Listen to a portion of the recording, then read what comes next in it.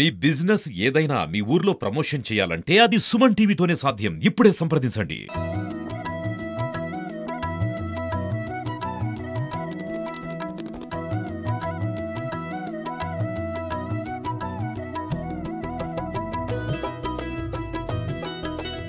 నమస్తే, welcome to Suman TV.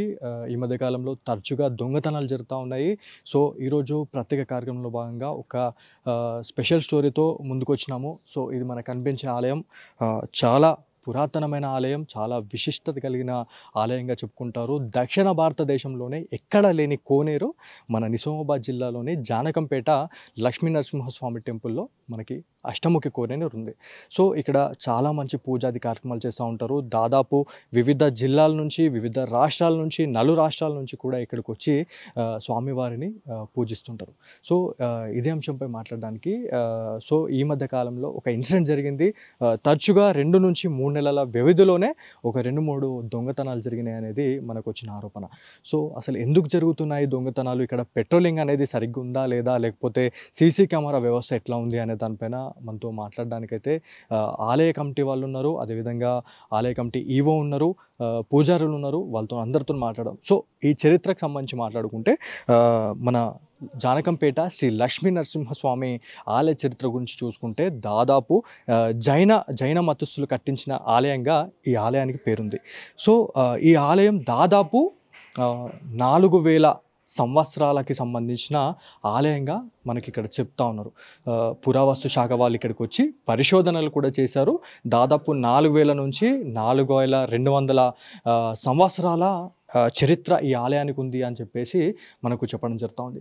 Same మనకి main ఎంట్రన్స్కి సంబంధించి మాట్లాడుకుంటే ఎంట్రన్స్లోనే చాలా పెద్ద సీసీ కెమెరా అరేంజ్ చేయడం జరిగింది.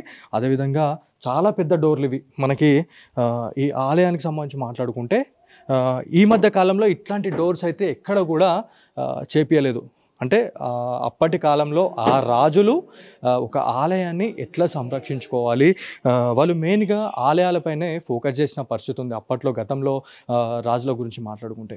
సో ఈ ఆలయానికి సంబంధించి మాట్లాడుకుంటే మొత్తం చాలా డిఫరెంట్ కల్చర్, మొత్తం రాతితోనే కట్టిన ఆలయంగా మనం చూస్తున్నాం. కానీ ఈ మధ్యకాలంలో తరచూ ఈ దొంగతనాలు జరగడం వల్ల భక్తులు కూడా చాలామంది భయపడే సిచ్యువేషన్ ఉంది. అదేవిధంగా సెక్యూరిటీ పరంగా ఇక్కడ ఎందుకు లేదు అని చెప్పేసి మనము మధ్యలో కూడా ఒక టైంలో మనం అడగడం జరిగింది. కాకపోతే ఈ ఏరియాకి సంబంధించి మాట్లాడుకుంటే మొత్తం అటవీ ప్రాంతంలో ఉంది.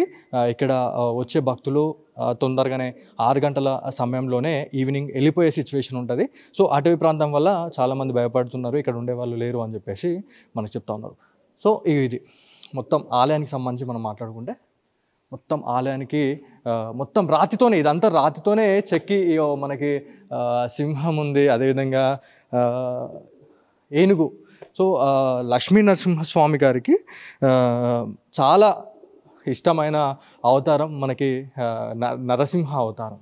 సో అందుకే ప్రతి గోడ పైన కూడా సింహానికి సంబంధించి కళాకారులు వాళ్ళు ఏర్పాటు చేసిన కళలు మనకు కనిపిస్తూ ఉన్నాయి. సో లోపలికి వెళ్దాం, స్వామివారిని దర్శించుకుందాం ముందు. దాని తర్వాత ఆలయ కమిటీకి సంబంధించిన పెద్దలు ఉన్నారు, అదేవిధంగా పూజారులు ఉన్నారు. ఒకసారి వారితో మాట్లాడదాం. మనతో ఆలయ కమిటీకి సంబంధించిన ఈ ఆలయంలో ప్రధాన అర్చకులు ఉన్నారు, ఒకసారి వారితో మాట్లాడదాము.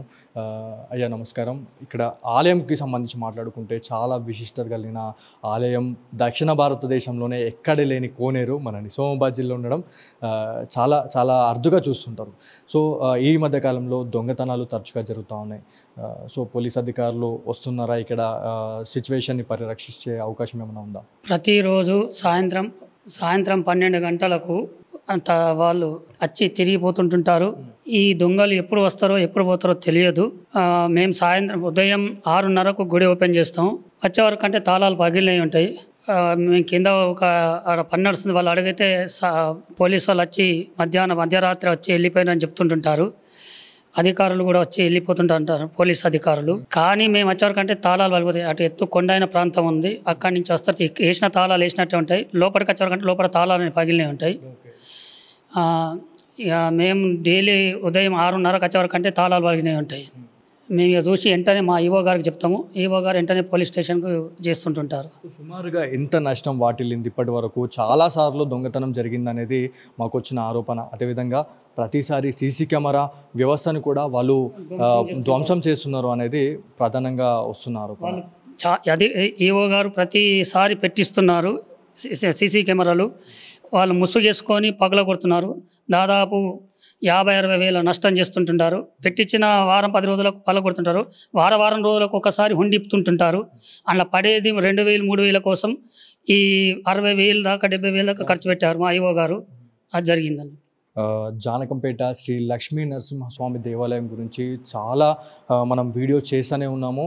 అదేవిధంగా నలుగు రాష్ట్రాల నుంచి కూడా ప్రజలు భక్తులు చాలామంది ఇక్కడికి తండోపతండాలుగా వచ్చి స్వామివారిని దర్శించుకునే ప్రయత్నం చేస్తున్నారు.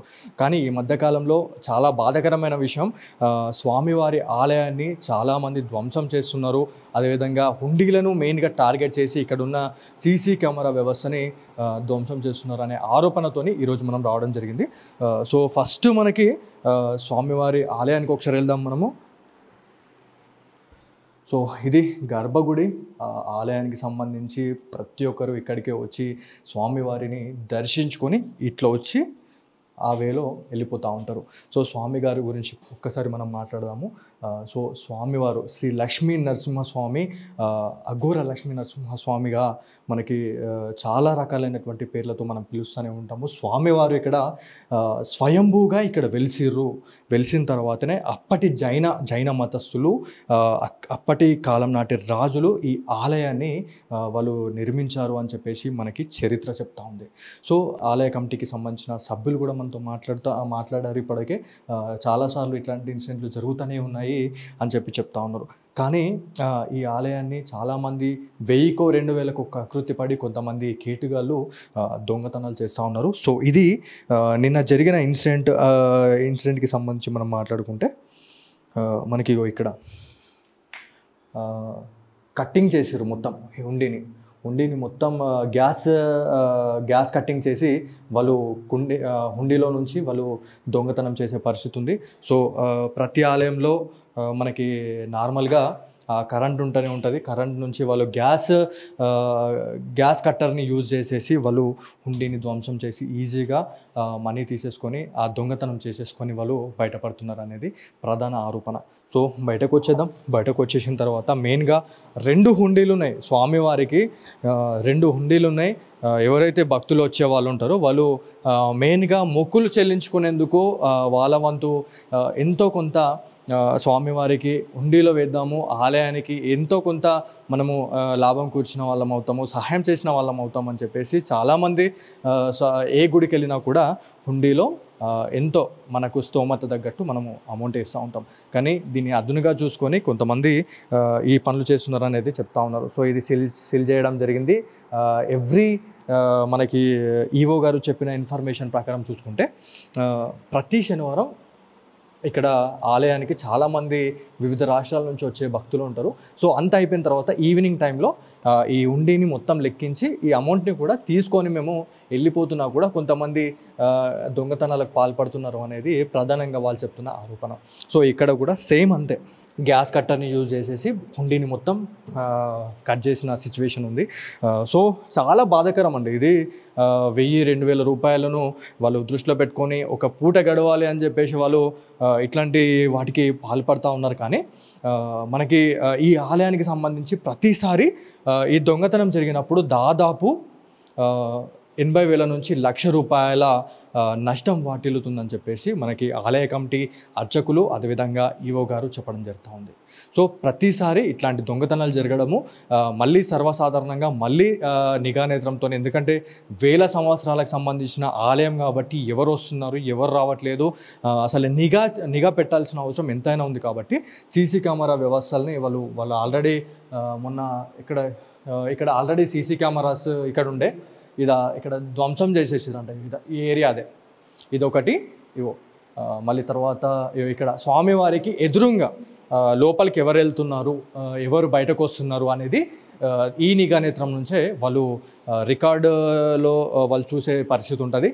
సో స్వామివారి నుంచి ఎవరైతే లోపలికి వెళ్తూ ఉంటారో లోపలికి వెళ్ళిన తర్వాత కూడా ఇక్కడ ఇంకొక కెమెరా ఉంది.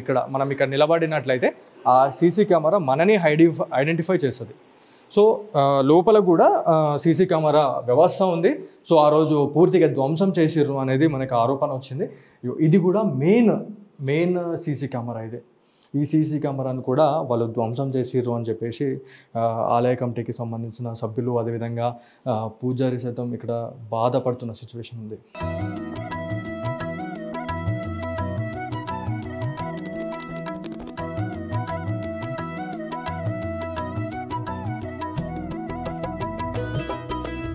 సో ఇదే అంశానికి సంబంధించి మాట్లాడడానికి మనతో జానకంపేట లక్ష్మీ నరసింహస్వామి ఆలయానికి సంబంధించిన ఈవో గారు ఉన్నారు. ఒకసారి వారితో మాట్లాడదాము. సో దాదాపు ఈ మధ్య కాలంలో చాలా ఇన్సిడెంట్లు జరుగుతున్నాయన్న. సో దీని గురించి ఏం చెప్పాలనుకుంటున్నారు? నమస్తే. ముందుగా సుమన్ టీవీ ప్రేక్షకులకు నా నమస్కారాలు. అలాగే ఈ దొంగతనాలు అంటే ఇప్పుడు ఈ జానకంపేట టెంపుల్ తీసుకొని నేను సుమారుగా 2 సంవత్సరాలు అవుతుంది ఇన్ఛార్జ్గా. అయితే ఈయన అంతకుముందు కూడా తరచుగా దొంగతనాలు జరిగేవి.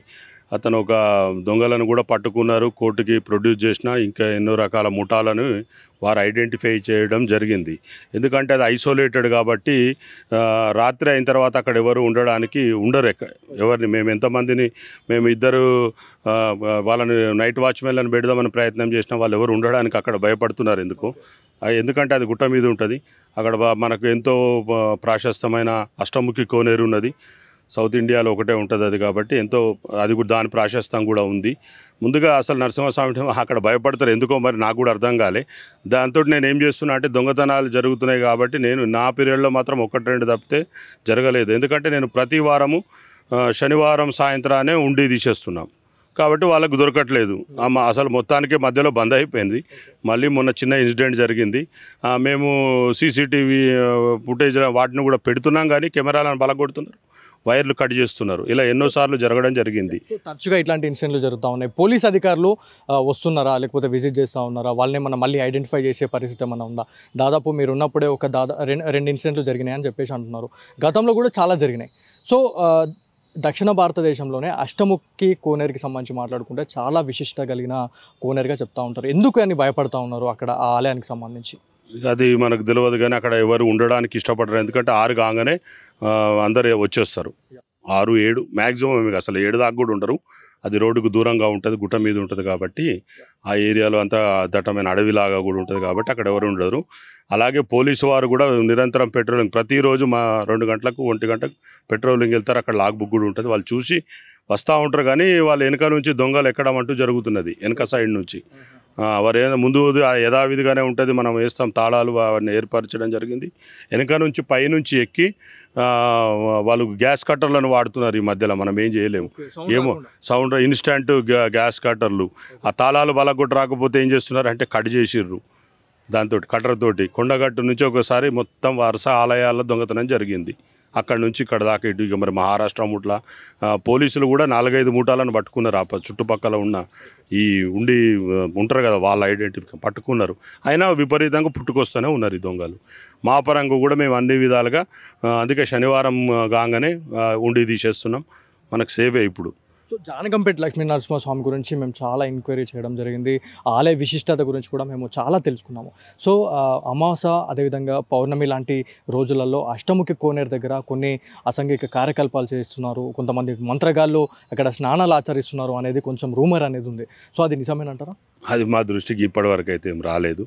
అంటా ఉంటారు కానీ నా దృష్టికి అయితే రాలేదు ఈ మధ్య కాలంలో. మనం అటు వెళ్ళాం కదా, ఎవరు వెళ్ళని కూడా వెళ్ళరు. ఎవరైనా చెప్తేనే మరి కాదు, నాకు కూడా తెలియదు. నాకు నోటీస్కి అయితే రాలేదు. వస్తే పోలీసు వాళ్ళు అయితే ఖచ్చితంగా పెట్రోలింగ్ చేస్తారు. అమావాస్య శనివారం కలిసి వచ్చిన రోజు మాత్రము లక్షలలో భక్తులు మాత్రము స్నానం ఆచరిస్తారు. మేము మీకు కూడా భక్తులకు అన్ని విధాలుగా బ్యారికేడ్లను, ఈతగాలని అన్ని రకాలుగా మేము ఏర్పాటు చేయడం జరుగుతుంది. పోలీసు వారు కూడా మనకు సహకరిస్తున్నారు బాగానే.